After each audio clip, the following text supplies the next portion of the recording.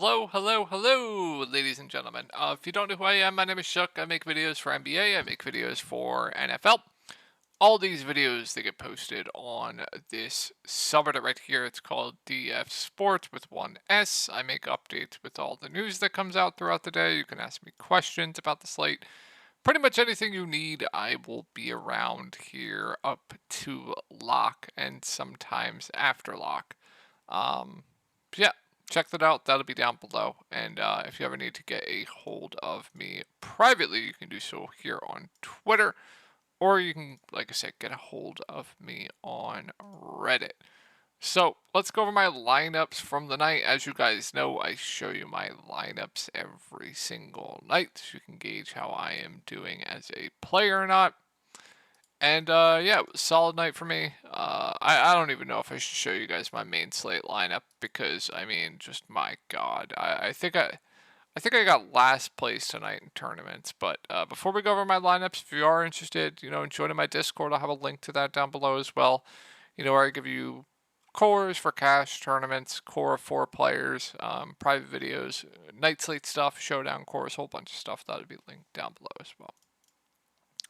All right, had a really good night. But main slate just I this lineup, man. I don't think I've ever had this low of a score, to be honest. I don't even know what happened, to be honest. But Luka, best spend up on the slate with no Kyrie in a smash spot. I believe the spread in this game was it wasn't that bad either. So just huge blowout.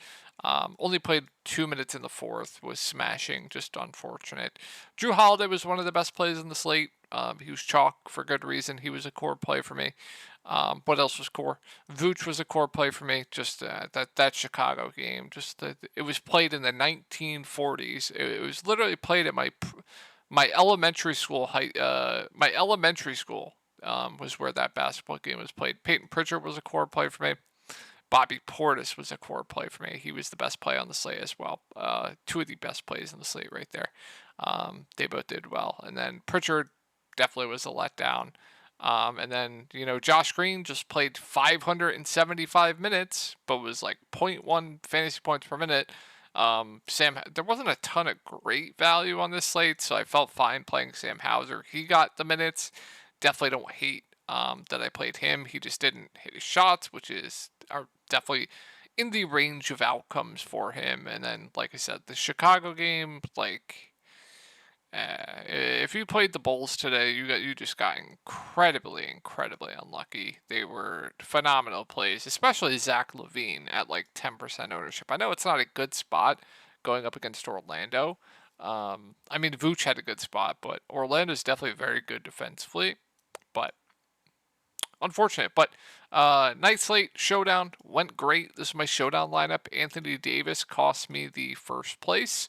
I don't know how this guy faded Anthony Davis, but I lost by 3 fantasy points. This guy also faded Anthony Davis. Lost the showdown bink for, as you can see, the best showdown build with all the Sharks. Every single Shark played this lineup.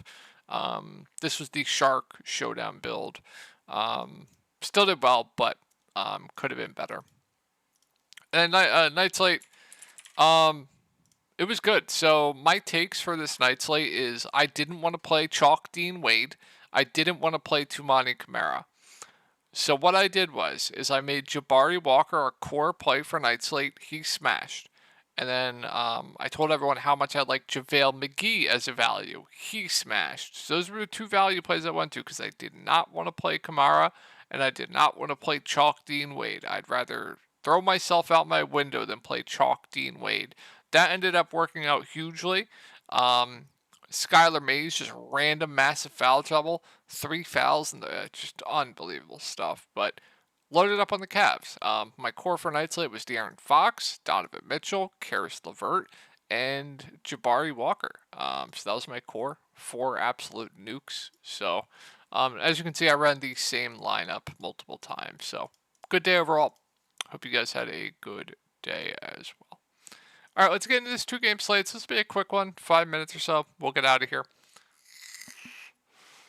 So what is Vaughn doing, man, with this rotation? I really don't understand what happened with Like Cam Johnson was playing extremely well, and he just like got benched for the whole second quarter.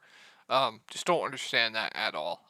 Not the best spot, but Cam Thomas, Ben Simmons, they're both going to be out once again here. Spencer Dinwiddie. I mean, he played 38 minutes last game. I think what the field is going to do is they're going to gravitate towards Spencer Dinwiddie over Mikal Bridges. Why?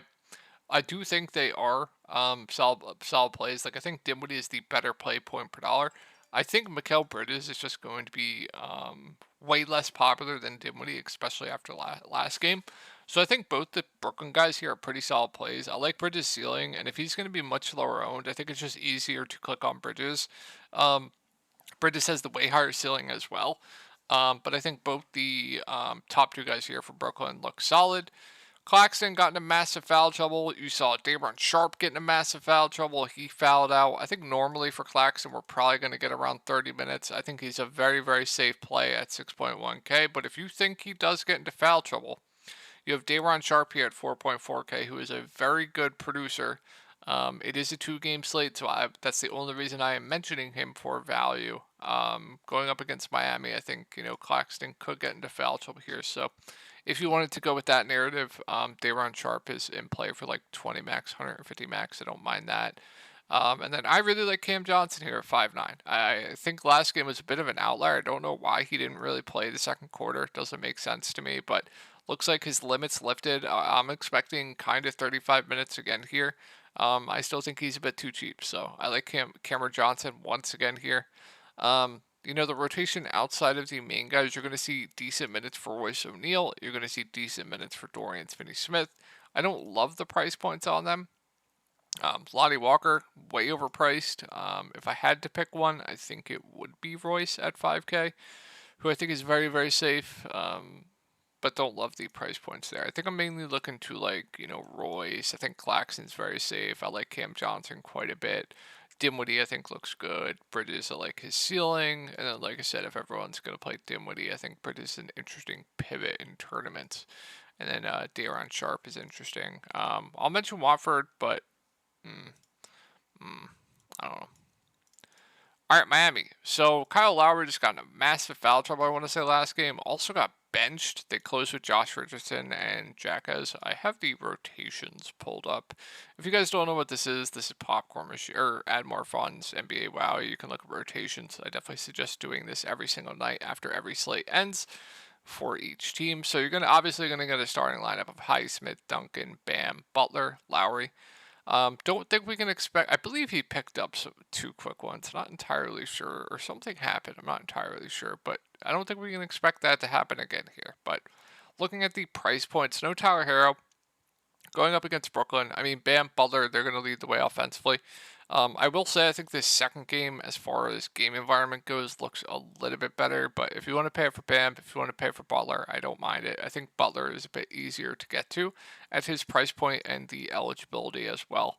But I think both look solid here. Bam's getting up there in price, but still don't mind it. I think Butler is definitely looks a little bit better regarding price points. Duncan Robinson, he's played extremely, extremely well. If he keeps hitting his shots, he does have this type of ceiling. If he is going to be popular tomorrow, I want absolutely nothing to do with it. He's a guy that I would prefer to play when he's not owned. So if a 5.8K Duncan Robinson is going to be chalked tomorrow, I'll just look elsewhere, but he is playing huge minutes. I have no issue if you want to keep playing him at this price point. I don't mind it at all. Kyle Lowry, probably going to be unowned tomorrow because of last game. I think normally we get around 30 minutes from him. Usually a guy that can stuff the stat sheet. I think he's an interesting tournament option.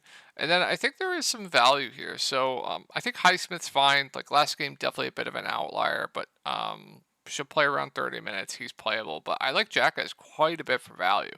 Been in the rotation the last 3 games quite a bit. Solid point per minute. Good rebounder. Can do a bit of everything. I like him quite a bit for value on this slate.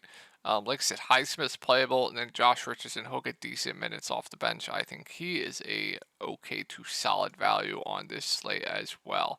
Then Kevin Love, he'll play low teens of minutes, playable, and not going to play anyone else, I don't think.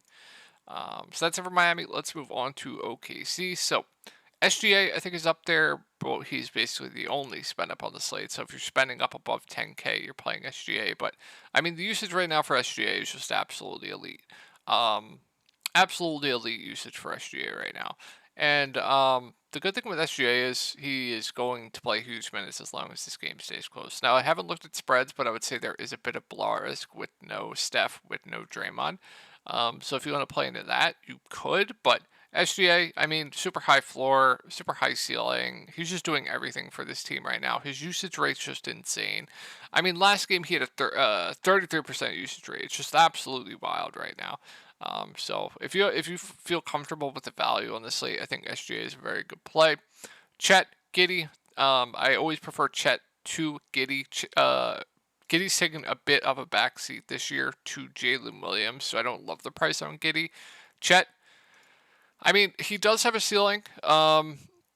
Obviously a good shot blocker, can get defensive stats as well. I really like the spot as well for Chet, so I think he should be able to feast here. So I like Chet for tournaments, and then I like Jalen Williams quite a bit at 6-1. His usage rates ticked up way, way more this year. The price is down. I don't know why the price came down this much.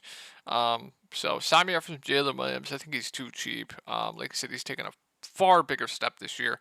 And Giddey's kind of taken the back seat there. So I really like Jalen Williams at 6-1. Lou Dort's playable. You guys know what I'm going to say here. If he's not hitting his shots, he has a low floor. But playable, 2-game slate at 5.5K. Not going to go out of my way to play him, but is playable. You saw Casey Wallace get extended last game because the blowout also was playing well in the blowout, so they extend him a little bit. I'm not going to go there. And then, with the rotation with OKC, they're kind of just like spreading out the minutes for pretty much all the bench guys. So it's kind of tough to go to anyone there for me. And let's go over the Warriors. So obviously Draymond's out. Steph's going to be out here. I think there's a couple things they could do with the starting lineup. I think they could go hold on.